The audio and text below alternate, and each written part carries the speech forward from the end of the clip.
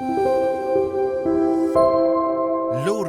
a research project funded by the European Union and supported by the Japan Science and Technology Agency, JST, aims at developing innovative solutions to improve green methanol production from CO2 hydrogenation in terms of energy efficiency and production cost. The project's main objective is to introduce a new generation of catalyst systems, perfectly adapted to advanced reaction processes including microwave, magnetic induction, and non-thermal plasma. In light of their ongoing research, the LAURELIN Consortium organised on 22nd November 2023 the first EU-Japan e-fuels research project cluster event. Researchers of 3 EU-Japan-funded research projects, LAURELIN, Oracle, and 4 Aircraft, met at the Hongo campus of the University of Tokyo to exchange their knowledge and intermediate research findings in the field of new e-fuel production methods for sustainable transport. 2 scientific roundtable discussions were held on catalysts, e-fuels, and new generation of chemical reactors. The video of this conference aims at providing relevant training material for students, researchers, and anyone interested in the field of e-fuels and new generations of catalysts for chemical reactors. A roundtable was held on e-fuels, the challenges and opportunities related to them. The discussion tackled also the advantages of e-fuels over biofuels and the conventional fossil fuels. The roundtable discussion was moderated by Dr. Adolfo Benedito, Technical Coordinator of the LAURELIN project and IMPLAS, in presence of Dr. Raf Roland, member of the LAURELIN Consortium and Process Design Center, Professor Toru Wakiyara, member of the LAURELIN Consortium and the University of Tokyo, Dr. Vanessa Gill, member of the 4 Aircraft Consortium and Aragon Hydrogen Foundation and RIDE, Professor Kiyuharu Tadanaga, member of the 4 Aircraft Consortium and Hokkaido University, Professor Fernando Rey, member of the LAURELIN Consortium and ITQ CSIC, Professor Chris Hardacre, member of the LAURELIN Consortium and the University of Manchester.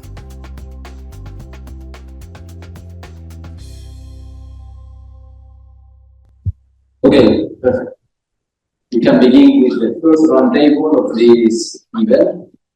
First of all, I would like to thank you very much to the Professor Professor Coy, the Simancas, for all the organization of this event. Has been perfect. The hospitality, the hosting has been much better in the beginning, and we are very grateful to it. This is the perfect scenario to make this kind of discussion on table, because from social point of view, from political point of view, we are suffering in the scientists strong pressures to solve a lot of environmental problems we have today. We have strong deadline. You know that in Europe we have 2030, 2050 as key days, critical days for all of us. And we have strong challenges for this. The theory is clear. We attend a lot of scientific meetings, but we think that we can hear the opinions and the current opinions and point of view relate all these topics, energy topics, fuels topics, and I think this is a perfect scenario to discuss this kind of things. We have divided the roundtables in 2. The first, and I would like to discuss with these impressive panelist members the key points related to the e-fuels, challenges, and opportunities. Thinking on these future deadlines, that critical deadlines that we have to solve the environmental that is associated with social, economic, and political problems. Of course, first of all, I would like to make a very little presentation about the topics that we are talking about, a little bit to define which is if you bio-based fuel, fossil-based fuel, comparison between them. This brief presentation will introduce the discussion topics that we want to work in this roundtable.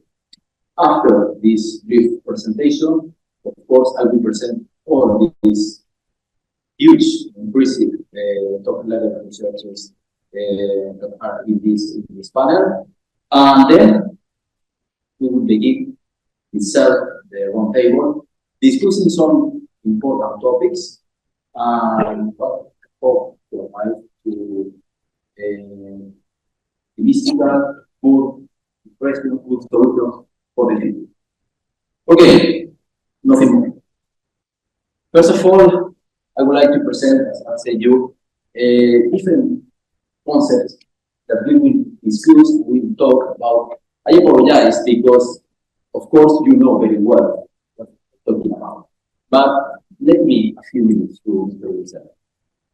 If fuel is directly obtention of fuels directly from basically from energy and energy. We are talking about the conversion, basically, CO2 combined with hydrogen or syngas from renewable electricity.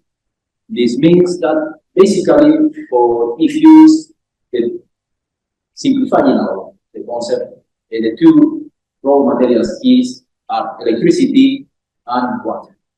Is the main. Of course, they are climate neutral in order balance and can be used as power for power vehicles, airplanes, ships, also named as synthetic fuel. Of course, in another way, these kind of materials that we can define as e-fuels can be used as chemicals for other very widespread applications. But this is another thing. Instead of, I want to mention something about this. The biofuels is similar, but we are talking about that the raw material used for manufacture or synthesize the fuels are the biomass. And when we are talking about biomass, we are talking about the plants, algae, or animal wastes as carbon sources, including, for example, cooking oil, animal fats, etc., etc. And such feedstock material can be, of course, representatively very readily. Chemical process, basic chemical process to go from the biomass to the biofuel fuel is fermentation and some basic or natural chemical processes. And then we arrive to the classical, traditional, usual fossil fuels.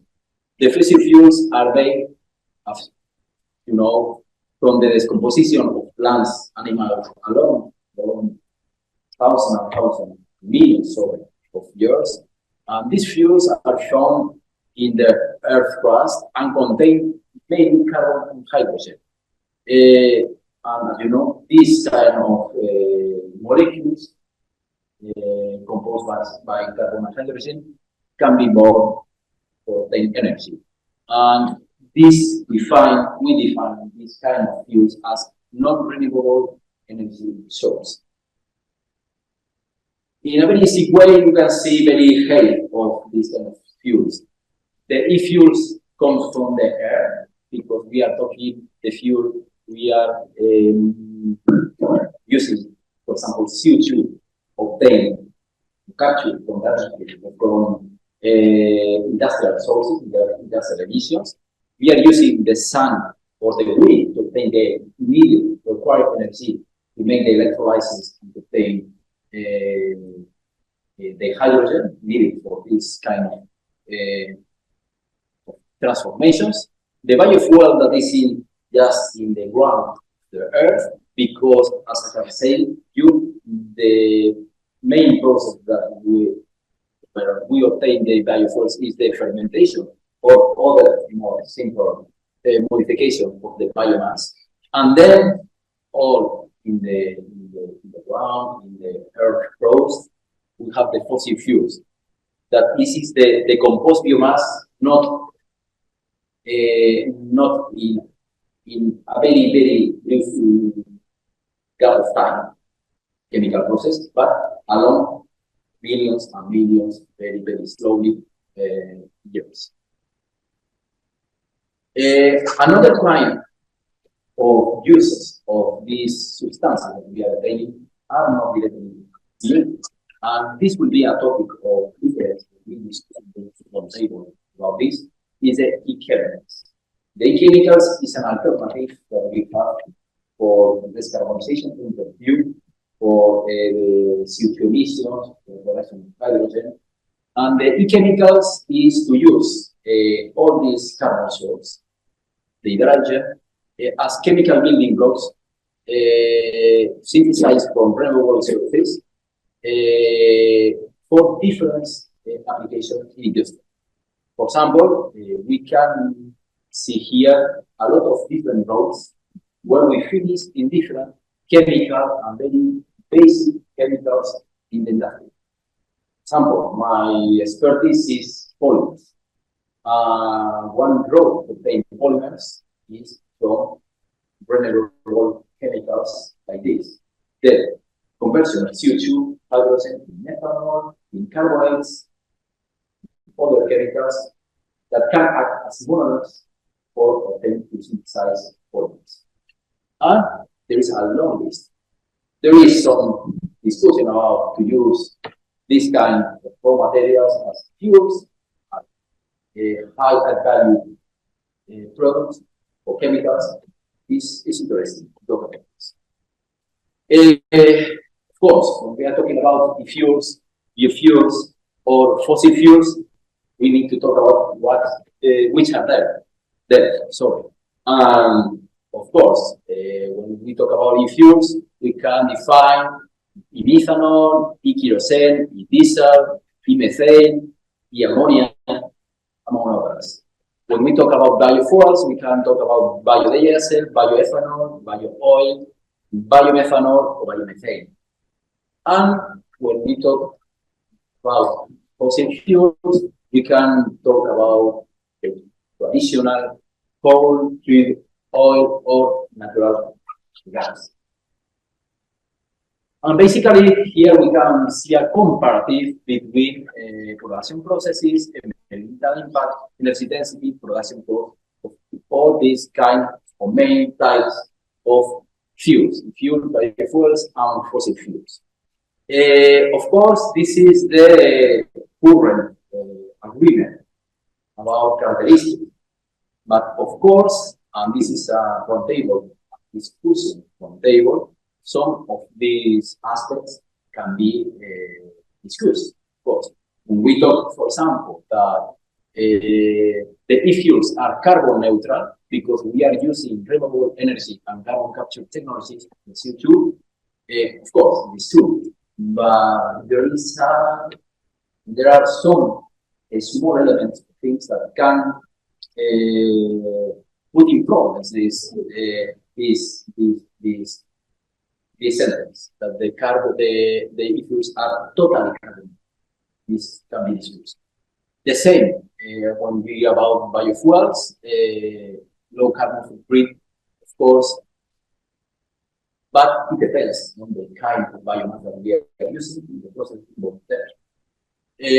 And here we can see different topics or general aspects related to this kind of fuels that in general view can be taught and true, but let's say there are some elements that can be discussed and can be not make exactly correct these explanations. And I think that's sorry, it's not the last time. That's what I think. But it was my last slide. This introduction was my intention. This introduction is to present you what kind of fuels have all in our action, and then we will talk about them. But better, what are the positive things, the negative things, to detect the problem that we have, mainly to reach the important deadlines that we have to solve the problem that we have in the environment. And then, not more, I would like to introduce very briefly all the panelists. It has been very difficult for me because I have read some of them I knew very well before this roundtable. They are working in LAURELIN project very well, but the curriculum vitae are so impressive, very long, and I will try to summarize as far as possible. I apologize if I forget some important data for you, but I will try to make it. It's not in order, but I would like to introduce first one, my colleague Fernando Rey. Fernando Rey obtained his degree in chemistry at the University of Autónoma of Madrid in 1986. He continued working his PhD in chemistry in 1992 in the same university. He was working practically from then in the Instituto de Ciencias de CSIC, Spanish CSIC, from 1988 until 1990. Then, from this, he worked during 2 years, I think, in the Instituto de Tecnología Química in Valencia. And finally, he did a postdoctoral stay at the Royal Institution of Great Britain with the Professor John Merrill Thomas. Specialized in characterization technique in synchrotron radiation applied to the catalyst. His expertise on catalyst mainly, and from 1995 he came back to the Instituto de Tecnología Química in Valencia, and since November of 2014 he is a general director. His expertise is about mesophoto catalysts, mainly ceramides, applied to different chemical industrial processes. He appears in 48 patents. Some of them has been in industrial use, a lot of contracts and research projects, regional, national, and international projects. Currently, also, he is member of the Council and the Synthesis Committee of the International Solid Association. Thank you, Professor Fernando, here. Then we have Vanessa Hill, Dr. Vanessa Hill, from the Aragon Hydrogen Foundation, the head of the Research and Development Department of the Aragon Hydrogen Foundation from 2017. She is responsible for bringing novel and disruptive technology and components to serve for the full integration, for addressing proof of concept and validate pilot plants and relevant environment. She is an expert on hydrogen in all value chain, from production as well as transportation, distribution, and use of hydrogen as alternative fuel, hydrogen, and of course, carbon dioxide. He is a PhD in material science from the Autonomous University of Madrid in 26. She is currently the main coordinator of Higgs European project for iCraft, here for this reason, and leads 2 national projects, C2 methanol and Mostec. Sorry if I don't say it correctly. Then, she's also the deputy coordinator of CANDI, the project, and Israel Horizon. She's an expert in her field and she participates in several scientific, technical, and assessment committees. Thank you. Vanessa to be here. Pleasure. Then I would like to introduce Professor Tobi Wakihara from the University of Tokyo. Thank you very much. Here, Professor Wakihara is professor at the Institute of Engineering and Innovation at the University of Tokyo. He received his PhD degree in the same University of Tokyo in 24 and started his academic career at the Yokohama National University, where he was promoted as assistant professor and associate professor in 27 and 2012, respectively. He moved back to the University of Tokyo as associate professor at the Department of Chemical System Engineering and was promoted to field professor in 20. He's co-author of more than 200 papers in Scopus Index, journals, and numerous presentations at conferences. And his research interests include other technology synthesis and application of nanosized cell lines and synthesis of themselves under extreme conditions. Thank you very much, Professor Botijara, to be here. Pleasure. Then I would like to introduce Professor Christopher Drake. Professor Christopher Drake is head of the School of Natural Science at the University of Manchester and a professor of chemical engineering. He obtained his PhD from Cambridge University in 1994 and moved to the Queen's University, Belfast in 1995 and was appointed a professor of physical chemistry in 2016. He moved to the University of Manchester. He was awarded the Royal Society of Chemistry Innovation Award with Merck Chemicals, Ltd, and was part of the team to win the Queen's Anniversary Prize for Further and Higher Education. In 2013, was the inaugural winner of the Chris, I don't know to sorry. Andrews Medal for Catalysis, and in 2022 won the Children's Prize from the RSC. His work has from research interest in catalysis and ionic liquids, and he is a QPI of the UK Catalyst Hub and is an elect member of the Royal Irish Academy. He has more than 500 publications and 11 patents. Thank you, Professor Hacker, to be here. Lecture. Then I would like to introduce Professor Taranaga. Thank you very much for being here. Professor Taranaga is professor of Hokkaido University. His academic background is the following. He's obtained his Bachelor of Engineering at the Osaka Prefecture University in Japan in 1990. Master of Engineering at the Kyoto University in 1992. And in 1996, this doctor from 1996 Doctor of Engineering in the Osaka Prefecture University. From this point, he was research associate at the Osaka Prefecture University from 1992 to 2000. From 2000 to 2013, he was associate professor of the Osaka Prefecture University, and from this point until now, he is professor of the Hokkaido University.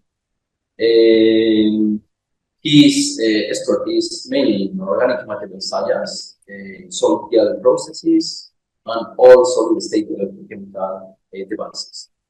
He has a lot of different awards and notes, like, for example, Young Keramist Award from the Chemical Ceramic Society of Japan in 2000. Professor Vittorio got a Nobel Prize in 2006 from the International Commission on Glass. Academic Achievements Award in Ceramic Science and Technology from Ceramic Society in Japan. A lot of awards. Thank you very much, Professor Taranaga, to be here. A pleasure. And finally, we'd like to finish with my colleague, Dr. Ralph Roland from PVC. Dr. Ralph Roland is a process engineer from Ghent University, since more than 12 years. His position at the Process Design Center, his company in the Netherlands, is allowing him to take part in the development of sustainable production processes based on renewable electricity, biomass, and recyclable materials. For this, he's collaborating with nanomaterial scientists, chemists, strain engineers, reactor and separation technology. Ralph and his colleagues from the BBC are translating results obtained in the lab or at pilot scale in conceptual designs of processes at full industrial scale. This allows them to predict the techno-economic performance and identify what improvements will be made. Thank you, Ralph, to be here. Okay, sorry by this long introduction about, about the curriculum of the participants. Well, the idea is to begin now with the discussion. As I have explained before, we have here a list of different topics that I would like to discuss. Of course, the public is open in this moment to ask or add his own opinion about some topics or some comments that we are discussing here. Not only that, of course, it will be very, very welcome in this kind of contributions. Nothing more. I pass to the first topic or question that I have. Sorry, one must be the first. I am thinking, Professor Fernando, right? Sorry, to break the ice now. The fourth question is it's not easy, it's a complicated question. Is that, well, from perspective of environmental or green perspective, there is a certain competitivity between the fuels and bio-based fuels. As I have mentioned before, the fuels have some characteristics, biofuels have some characteristics, but really they are similar in terms of carbon footprint and current availability. And the second question that is very related with this is about we always finish at the cost of the things. What can we talk about the current carbon footprint, availability, cost of e-fuels compared with biofuels, and what are our expectations in the future? It's a very difficult question. A lot of things. I don't know. You answer.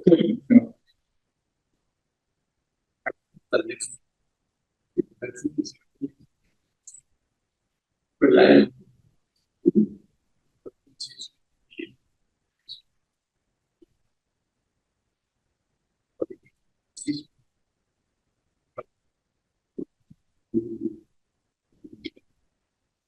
If you look at it well, I will and also it is the way to quantify it. Okay, for instance, if you think in the biofuels, sorry, my expertise is not in refining basically because of biofuels. 85% of the biofuels is from the earth. Okay, and 55% of 30% of the forest of the Malaysia is located in the but the footprint of this forest is about the season for 5 gigatons, which is that is twice of the total emission of Europe. And now we can also look how much biogas we are using in the total group of wealth that we have. That is less than 2%. And how much, then the answer is how much close these biogas. And then now we look into the price of the refinery, it will be 0.7 euros per liter. But if you take into account how much close the fuel emission, I really don't know that. The same happened in electricity. I mean, now, when we make numbers, typically we assume that electricity will be like free. But it's something we are sure that electricity will not be. Then, I'm sure that I'm sure we have to do it. We have to move from fossil fuels to something else. And in terms of the challenge that we are facing is probably the most challenging skill in the last history. And we have to do it also very fast. We have think about refineries, it took nearly more than 100 years to build up all the refineries that are fully in our society. And now we are facing how much 20 years maximum, 2030 just there. How much money have to give the company to build up this, which is really new. Then we need the industry has to be in the equation. We have to do, of course, a lot of research, have to be there, and also policy. And, I have a meeting with one of the companies in Spain, and he said that this change from the target from 2030, this is in Spain that the CO2 reduction was changing from 26.6 this change of 10% in total emission in 7 years' time costs a fortune in terms of investment of the company for achieving this. So, and the problem is that they have performance, this investment, but also they want to have a say that the regulation has to be stable and fair. For you, the money that you put now, you will recover in 25 years' time. I think that knowing what is going to happen right now in 25 years' time, I'd like to give you then the answer. I have no idea. We have to do something, I'm sure. But the answer is not this. I think we have to afford all the possibilities. We use first by sure, we use Biofuels by sure, and all of them has become this question. And probably there is not a single answer. Because it depends on the countries that Brazil is using right now bioethanol coming from sugar cane. And it's working for them. I don't think this is not a solution in Europe. We don't have sugar cane. I think the solution will be a whole situation that each country has to, each region has to find the own solution, but also in our international issue. Really, I don't know. It seems that we have a complicated net with a lot of state and very, very, very delicate, and we don't know the future. With this. Thank you. Rasmus, yes, what about this? Can you hear me well? Oh, yes. Yes, Fernando, of course you are right that everything is unclear, and I agree that it would be the most important challenge we have faced for at least 200 years, as you say. We at Process Design Center have performed many conceptual process designs and technical evaluations, including biofuels, biomaterials, e-fuels, and so on. I would like to say that I expect that the cost of biofuels is probably lower than the cost of e-fuels, but that is with a big if. So biofuels are relatively easy to produce, I would say. For example, biodiesel is just one step or 2 steps. Bioethanol, 1 step, fermentation, purify, and so on. If you compare that with e-fuels, we all know that it's more challenging, I think, from our projects to produce those. So those would be more cost. But that is under the condition that the biomass which is used to produce the biofuels is cheap. And that will depend also on the scale in which we will need them. So, as you were saying, Fernando, you often have to cut down entire forests to make something significant happen. So that's a big tip. So I think that would be maybe a potential advantage of e-fuels. Although there as well, you will need forests of windmills in this case, and so on. There are also challenges there. It's true. But we'll start it. Yes. So regarding the situation in Japan, the fuel hydrogen is very, very expensive. Hydrogen is very expensive. So that means e-fuel still very expensive. So there's one big assumption that the price of the hydrogen is decreasing in the near future. And then so based on this assumption for hydrogen, and then so we are now trying to develop a lot of catalysts in those processes, how to produce e-fuel. So especially in Japan, we have a lot of complicated restrictions for that, so still need to improve it. And then so if everything goes well, so the price of the hydrogen will be decreasing, and then so we can establish a new system.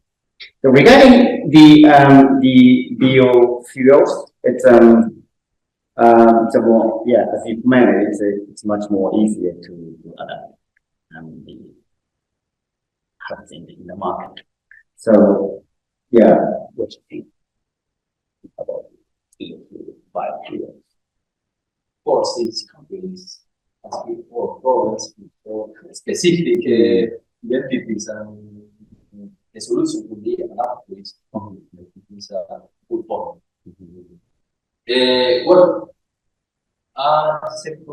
next point that we have to introduce is the basic price of hydrogen in Japan, for example. This was my next point to this. All these aspects, all these things are very interesting, but we have, for example, in the issues, we have the limitation of the hydrogen cost. It's a very strong limitation. Of course, this means that a cost-effective production of hydrogen is the key to the e-fuels. Well, this is my question that I need to do exactly to Vanessa, because it's expert on hydrogen. How can we improve this current solution? You are thinking about the future if finally the hydrogen won't be the key of the price of the e-fuels. Thank you very much. This is a quite difficult question, but quite hot topic, I would say, especially in Europe, also in Japan, as it was pointed out a bit earlier. And this is also the case because I know in Europe, we want to be well positioned in the hydrogen value chain, and of course, for this, we need to decrease the cost of the hydrogen. So this is something obvious.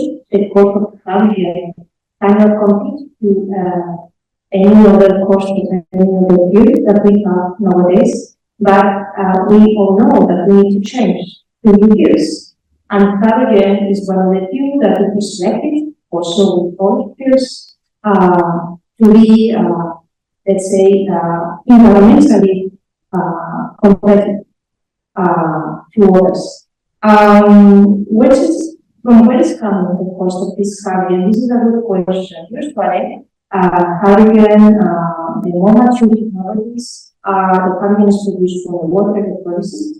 Now we are looking into sustainable, let's say, processing. All of us, or not, I will let you know, we correlate the different colors with hydrogen, so we have from the black, gray, even pink color, if we apply nuclear energy to the pink one or the blue one, right? Depending on the color, depending on how sustainable is this hydrogen. Meaning sustainability as long as you use renewable sources of renewable energy. So when we look into the green hydrogen, that means renewable hydrogen, we use renewable electricity. And usually, as I said, the normative process so far is water electrolysis. In particular, alkaline water electrolysis, even though there are also technologies that are also quite impressive, I would say, optimization in the last decades or years. But the reality is that the first point why the hydrogen is costly is because we need electricity. We need electricity, and the process is not very efficient, I would say. So we cannot reach around 50 something, or I think it was the KPIs for the 2030, I think it was around 48 kilowatts per hour in the efficiency to be improved. I know it's big, I think. Of course, we look into the higher temperature technologies, solid oxide electrolysis, for example. We can increase much a lot the energy efficiency of this technology because we can, let's say, align to industrial processes, and we have thermal management there. So we can increase quite a lot the energy efficiency for this process, but at the end, it's not a very efficient process. So on at the European level, they are trying to push to develop more efficient processes in the frame of more efficient electrolysis, we try to reduce the cost of the hydrogen pavilion. So less electricity use, more efficient processes, less cost. But also we should keep in mind also that the costs also come from the transport. So it's not only about once you produce the hydrogen, which is the cost of this hydrogen, the cost of the hydrogen in the for the end user is more costly at the production side. So then you have the cost, transport, distribution, and here the key point is the compression. Usually, when you produce the hydrogen, you produce from this water electrolyzers, the peak of the earth is 30 watts. Again, at the European level, we are trying to push to develop advanced electrolyzers that can produce hydrogen at high pressure. Why high pressure is because from the 30 watts to the 80 watts, you have a gap that is huge amount of money that is put there to increase the pressure.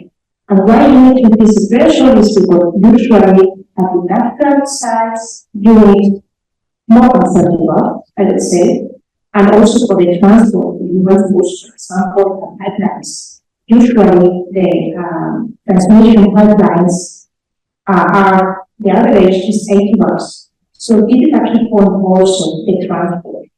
For this, again, the European Union tried to put some money there, try to develop more efficient ways to transport, either with carriers, could be also, but then if you look into carriers, having carriers, you should think about the efficiency of the process. So you put the carrier in a catalyst in a carrying carrier, but then you need to go back to the, so there are a lot of processes involved in this. And at the end, this will be the cost that the end user receives. And then you think about which is the use of this hydrogen. Depending on the use of the hydrogen, you need a specific, now we are talking about only in hydrogen, right? But because we are talking about the cost, but depending on the quality of the hydrogen, again, increase the cost. If you need a high pure hydrogen, for example, for mobility, this means you need to add separation technologies, maybe for example, membrane-based technologies or whatever technologies you want, and this increases the cost. For example, you need hydrogen for the glass industry. You need a very pure also hydrogen. This will need some money there. But then go back to the issues. Also, I have this question. In the paragraph, also we this issue at the end because we start with CO2, and this is electrically used to the CO. But and we are also having this example. But for our process, in addition to the hydrogen, we need electricity. Okay, so we should keep in mind which is the bottleneck for these issues. And this is my question. I don't have the answer. I'm not an expert on this. I'm more on the side of the hydrogen. I know the cost of the hydrogen is important. But also we should keep in mind what about the price of electricity. Or this issue is not only about the hydrogen. It's also about the electricity for the reactor. And this maybe is also a key point. Again, it's about making more efficient the process, more energy efficient, maybe this kind of intensive processes. Try to decrease also the effort for most, try to increase the energy efficiency of the process with mild conditions. Because anytime when you need high pressure, high temperature, that means at the end, energy intensive process mild. So everything goes, I don't know who has the answer, but it's a relevant question for me. It's not only about the hydrogen cost, that is big issue before, but what about the electricity? Oh, yeah. Another important part of the equation is the water. Of course, yes, it's another part. But then maybe it is in better position compared to the biofuels, I think. So these are all of the issues. Of course, for the hydrogen, no. And this is why also they are looking, or at the European level, we are looking into hydrogen produced from seawater. This is a very big key point now.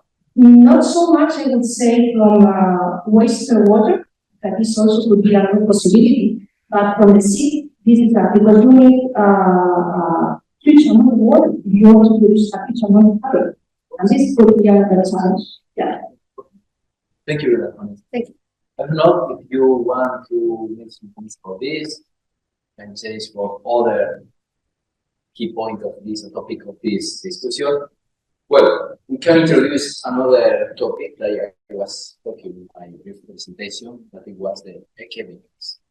We are talking about the price of the fuels. It's high, biofuels may be, depends on the sources, the processes. Always we are talking about the cost.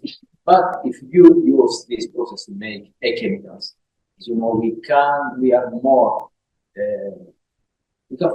control to the final price of the things, because the chemicals, more of them are high value products. The cost, the importance of the cost can decrease. Well, about these aspects, you think that there will be a competition between biofuels or chemicals or not? I will ask you, Professor Cabrera, if you have some opinion about this topic. So certainly, chemicals are a more tractable problem than e-fuels and biofuels and chemical production more generally. We've just talked about hydrogen, the amount of hydrogen that you require to make fuels, and you do need every type of sustainable conversion of waste or biomass or CO2 or whatever it is to make fuels or chemicals. But the scale of the two problems is completely different. So, for the amount of carbon that we've got, you probably use 99% of that for fuels, whereas you will only need 1% of that for the chemicals. So, if we're going to be trying to capture CO2 or trying to convert biomass or waste, then the scale of that problem, for example, in the UK, is we will not be able to make fuels in the way of, for example, converting biomass into fuels. We just don't have the land to be able to do that, whereas we could make chemicals. E-fuels is a different possibility though, because we do have an ability to capture the CO2 from flue gas power stations, direct air capture, whatever it might be. And so where we're not having to use a large amount of land. So I think these are complementary, but as I say, the ability for us to be able to convert our waste, be able to produce enough hydrogen, and therefore to be able to produce chemicals is a possibility at the moment. Whereas for certain countries, there may be some real possibilities of producing fuels from biomass, as we've talked about, in terms of ethanol. Certainly for a country like the UK, that is not a possibility. And therefore, if you're going to produce fuel, I think it only can be fuel, unless we go down the electric vehicle. Thank you. Well, since I don't know if anyone has more opinions about the chemicals as alternative for the carbonization of atmosphere in fuels. Well, yes. So you have e-fuels and chemicals, but you also have biofuels and biochemicals. It is easier to produce, as I said before, biofuels than e-fuels, but I think the same thing may go for the chemicals and materials. So I think bio-based chemicals might also be cheaper than e-based chemicals.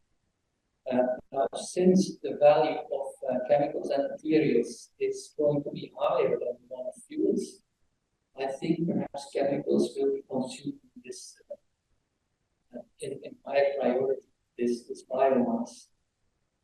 So this is again perhaps the reason to go for fuels. And Vanessa was also raising important talking point, I think, which is nuclear energy.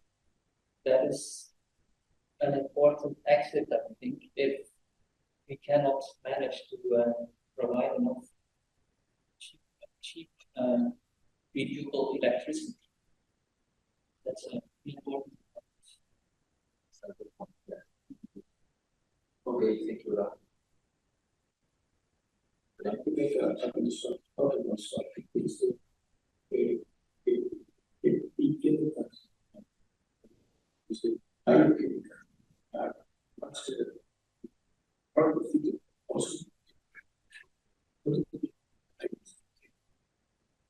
now we are in this.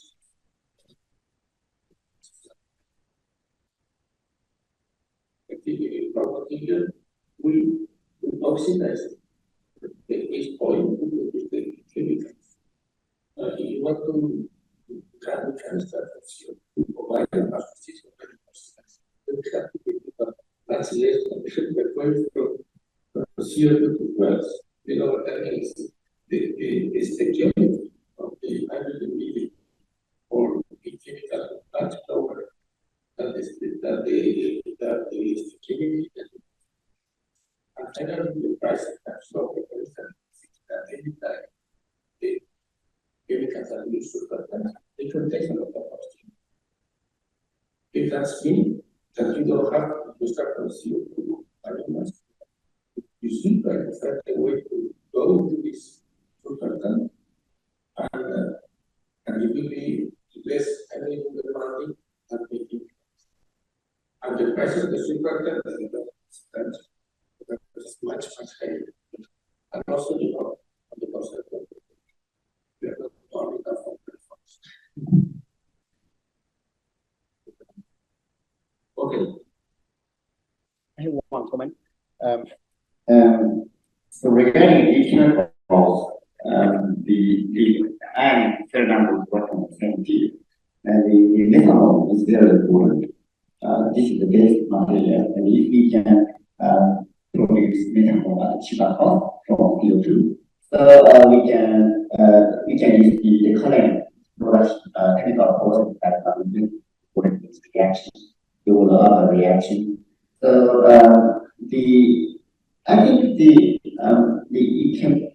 chemicals is how to say maybe possible how to say for industrial relation maybe possible. What do you think? Definitely, methanol is going to be used chemicals. But still, the hydrogen demand produced methanol is very high. Okay, thank you very much. So I'm always thinking about anyway, now we are using, for example, cars in gasoline or airplanes by aviation fuel. So then how we transfer to the car industry, they always what we need. So we can't suddenly look to the electric vehicle. So we have to use our gasoline until probably 20 years, 30 years. So that means if we can produce e-fuels from some we gradually move to the carbon society by e-fuels. But e-chemicals, that is a little different because anyway, we already have something about the heating system, conventional heating system, current, and so to use this kind of conventional things, we need fuel. So that is my feeling every time. And but e-chemical is a little so newly produced the chemical from so a little bit different position for the chemicals and the e-fuels. That is my yes. Thank you very much, Dr. Maya. Then, talking about again of methanol, methanol by this. But my next question is for Rafa. Sorry, Rafa, I am asking you the things. But my question is, when we talk about if we are talking about in general, 100% ethanol, ammonia, methane, DNA, fuels, competitive between them, and for example, for some of them, methanol has strong problems, or from the car manufacturers have some strong problems to use fully methanol, fully ethanol.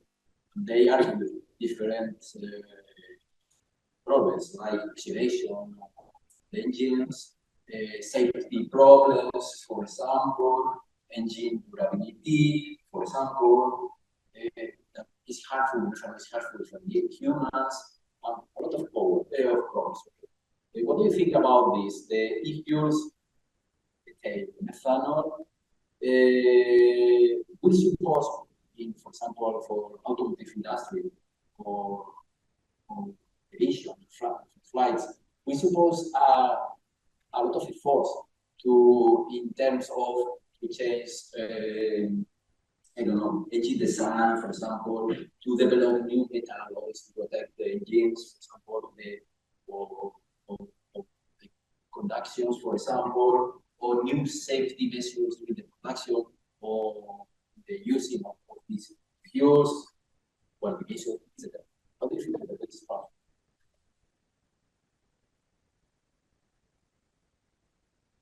Yes, so first of all, I would like to say that the opposition does not only come from car manufacturers, also car users and so on, but also our authorities, because the use of methanol is very much limited now by law. So 50% now if you mix it in Europe. So also there's some persuasion with that point.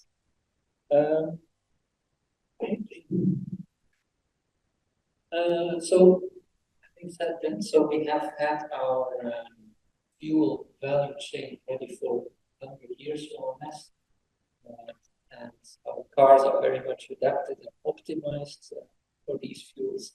So it is of course very natural that there are problems when we introduce radically deep fuels such as methanol or liquid ammonia, perhaps. In my opinion, these problems such as pollution, for example, we have our fuel tank, which seems to be rather sensitive to methanol. Some fuel injection systems as well. We have certain steels which are attacked by methanol to some extent, not too much, by the way. Brass, copper, aluminum. So there are some challenges there. Not only metals, by the way, but also elastomers, for example, can be attacked by this. I think there should be solutions.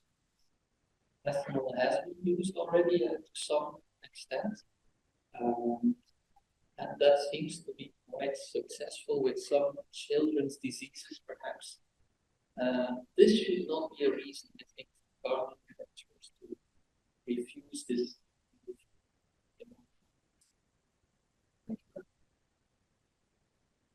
More opinion about this? The difficulties to use the fuels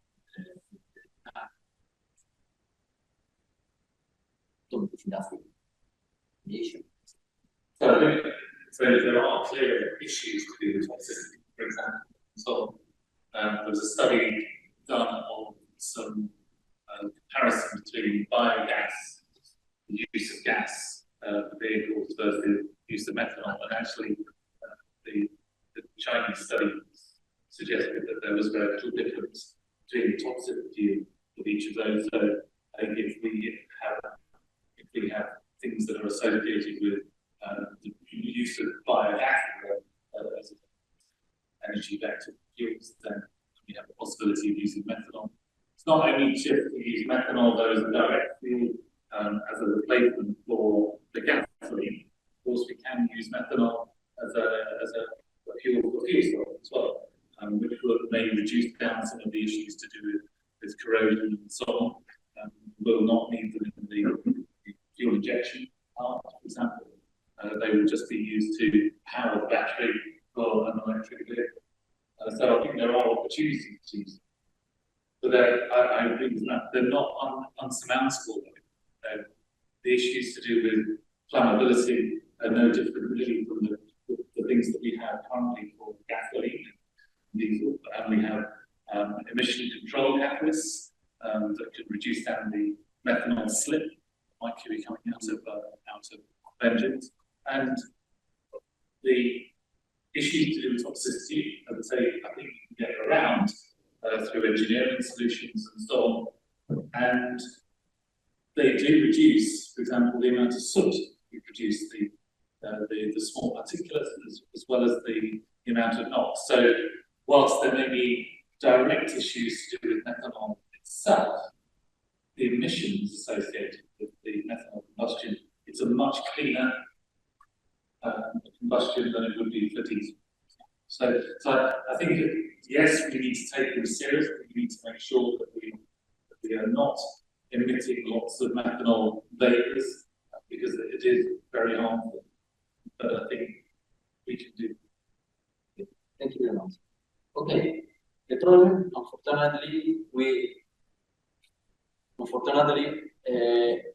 probably we can't talk about one of each topics by hours, and I need to remind the time of each topic, and I apologize because I am going too fast in each topic. Well, a general review for the problems that we have for the future. Yeah. Fighting with them. Well, next one that I would like to topic that I would like to talk with you and to discuss.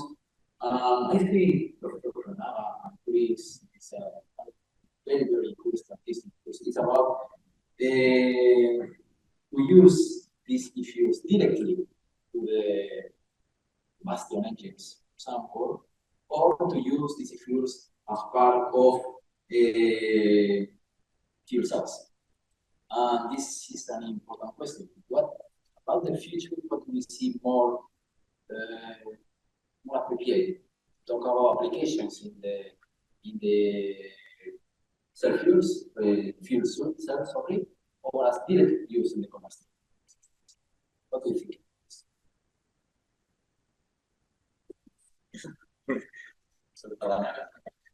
Okay, so as mentioned, basically, when we can install the fuel cell, then hydrogen and methane, so that can be a very good fuel for fuel cells. So, but what we need to install, how we need cost for install this fuel cell, so that is always a problem. So, if we can produce some fuel from it somehow, then probably that can be used for traditional gasoline. So that is just my impression. So how can we transfer to the standard society is very important. But so new system, then we can use new fuel. But conventional fuel, then we need to use conventional fuel. So that is my feeling at the moment. Thank you. Any more opinion about the fuel cells? For fuel cells, the problem that we have to use a lot of plasma. So how to reduce the plasma, that is actually if we can reduce the plasma amount in the fuel cell, it's can be used in very much in the future. Thank you. And finally, I have a last question. I would like to do this question to Vanessa, the representative of operational project. It's around the 50%. So it's 50% of time from different hydrocarbons, gas, CO2, biomass, other sources. My question that is about this kerosene process. Is it useful? Or you need an additional distillation or post-treatment process or something like this. And this is the complex the question, because we are now listening things about the hydrogen. It's a really competition. You, what's your opinion on this? I know that the hydrogen is your expertise, kerosene is the project, but what about this? Okay, thank you so much for this. Yeah, it's quite a tricky question, but this, as the way to answer. So, from our perspective, is that of course, hydrogen will be also a key they have a key role in the aviation sector also, but not as fast as in other sectors. So, especially heavy duty transport and the aviation sector, also maritime sector, the hydrogen cannot be really straightforward integrated. But in the other way, we think even in a more long distance, right? Thinking, even though we think that we will have, depending on the application and depending on the kind of, in this case, plane or airplane, we could look still into alternative fuels. So for us, this is also why we have in our technology pillars also the use of hydrogen as a vehicle to produce alternative fuels. Not only because in a short term we think that there are specific sectors where doing it, you cannot really look into hydrogen right? So for us, even a long term, we still think that there will be applications where you cannot do that.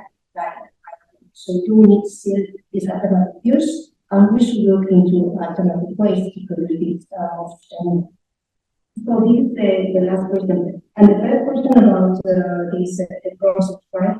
If we need this distillation, at the time when this is just the concept, so we were together the four partnerships with aircraft, and we were doing what can we do for this specific sector for aviation.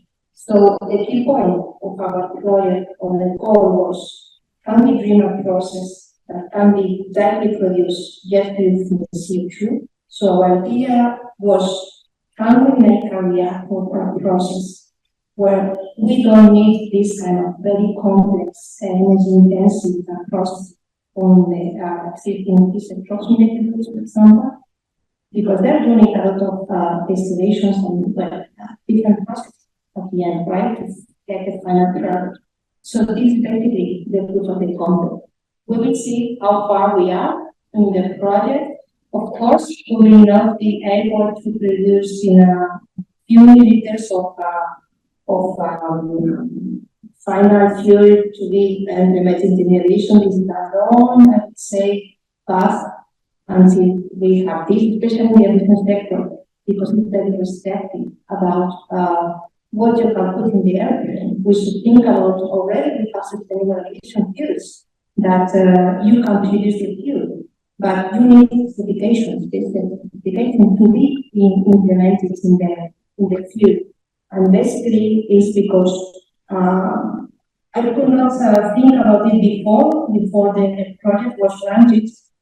Once it was granted, and once I got so many discussions with people, very experts in this field, they told me, you should also think about the process. And the LCA, the process of the LCA, the process. It's not only about the molecule, if you have the right molecule, but you should take care about the whole process to be certified to be applied in the field for the aircraft. And this is an additional, would say, challenge for this, but an additional challenge that we should take care of. I mean, we want to in a more sustainable world. So we will see how far we go. Thank you. Thank you very much. Sorry, let me ask again because we are out of the time. So I'm very grateful for all of this table. My impression is that we have a very, very blank, white book for the future. A lot of basis can be provided from now. We have not easy only one answer for the future. The future is quite difficult. Each time, each second, each hour, we will see. Thank you very much for the questions here. Yes, sir.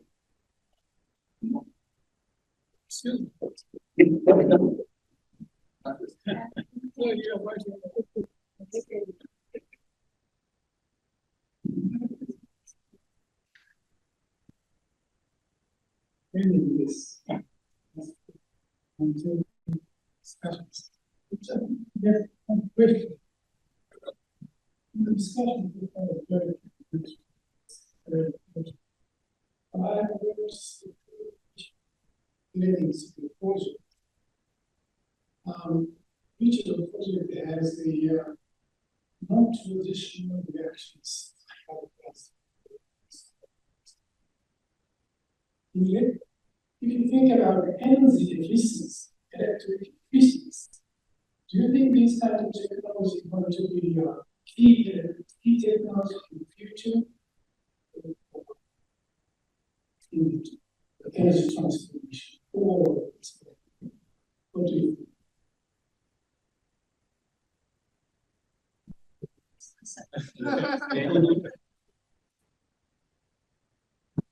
So in Japan, for example, so many studies about what catalysts be done for several 10 areas, but we are exchanging also sufficient at the moment for catalysts reaction much more efficiently over the so we believe that this kind of process should be better process compared with we have all just like this.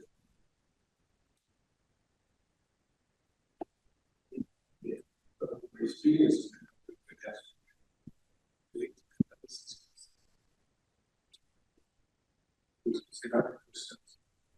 make us some we compare the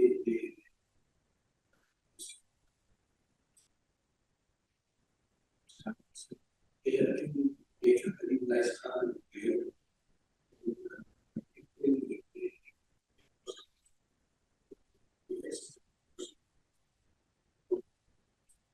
getting pressurized and everything. Understand? Then you will skip this compression.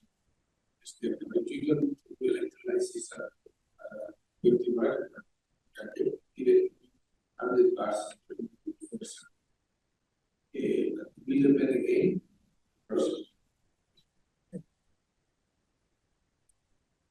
Some of the things like I said, just taking about this production, for example, so I guess production, I think you really have an opportunity there to be very efficient because you're only heating up a bit of the catalyst that you actually really need rather than heating up the entire reactor with the gas phase or the phase.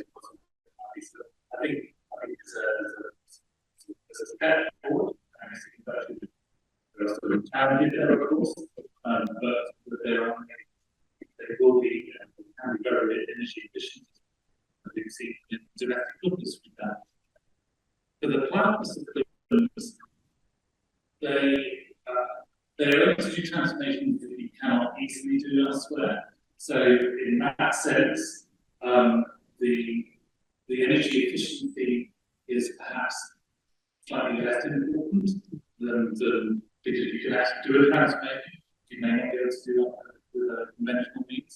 If it's comparing a thermal reactor with a non-plasma and a non-plasma reactor, I think at the moment we have engineering challenges and we have a coupling challenge of type of plasma that you want on CDs. So standard dielectric discharge, they're using a sinusoidal way, which is the easier way of doing it.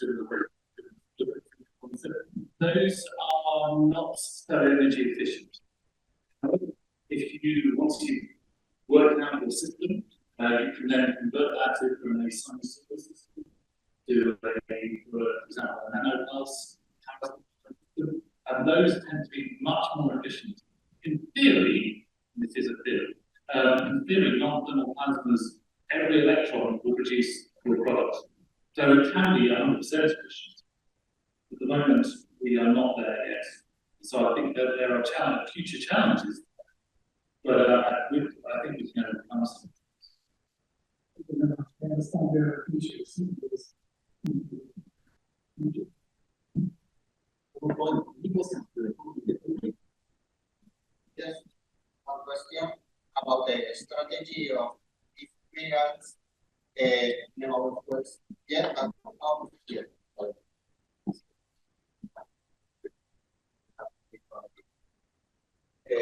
Okay, my question is for the answer for your contributions. Anyway, it has been a very interesting topic.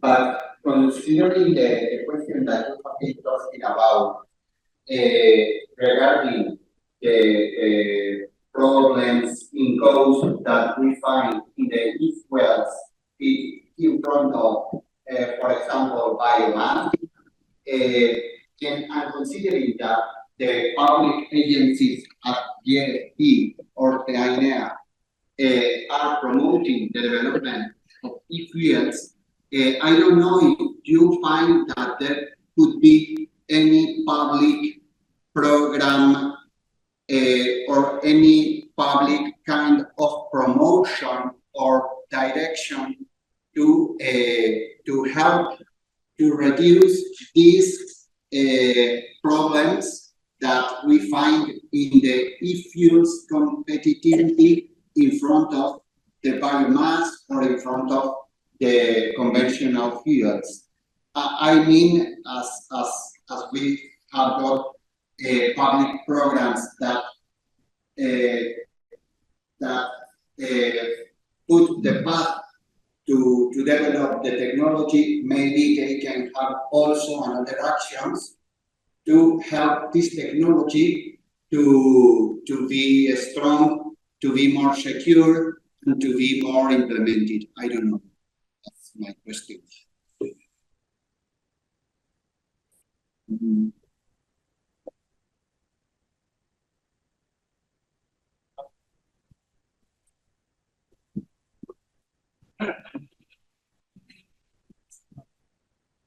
Thank you for an interesting question.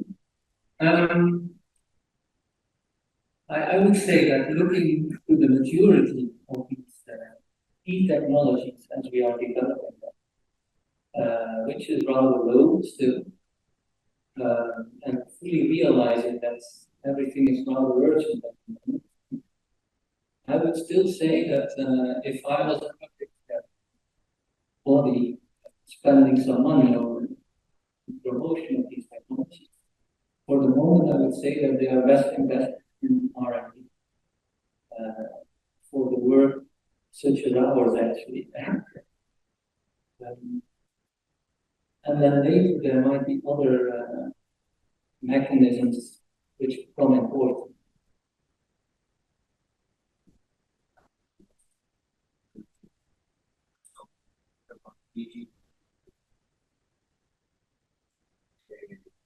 Taxes, penalties that help establishing the market, maybe. Yes, yes. As they are already under development, I think that will be important, yes. I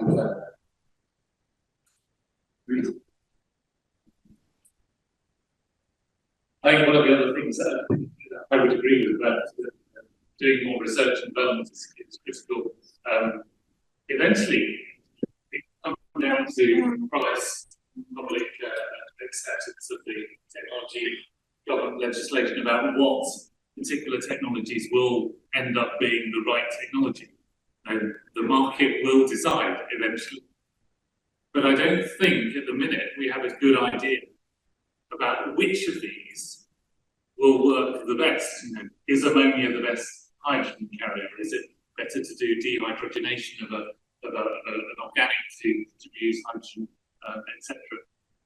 I don't think we're there yet, and it will depend very much on specific circumstances.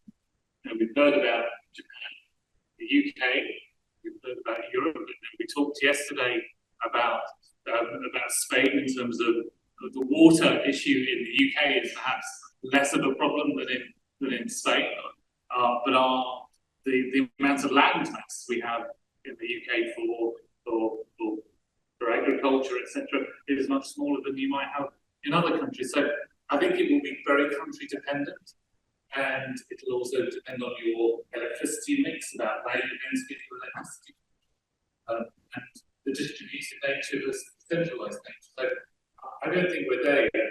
It's urgent, but we've got to. I don't think we can just throw solutions and just say we're not going to do those. I think it's important that we carry on with each of these, and so whether it's CO2 to fuels, or whether it's biomass to fuels, or chemicals, or bio-based chemicals, all of these will have a contribution to make to decarbonise the society. Adequate electric vehicles, but I don't think we can back one horse only. We have to make sure that we have a range of solutions that will come from both industry and academic R&D to try and find those solutions.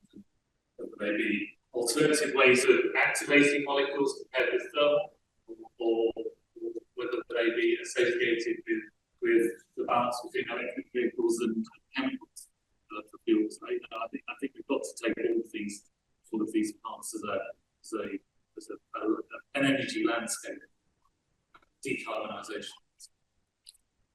Okay, thank you very much for all your contributions again, and thanks to the panelists for this. Thank you very much.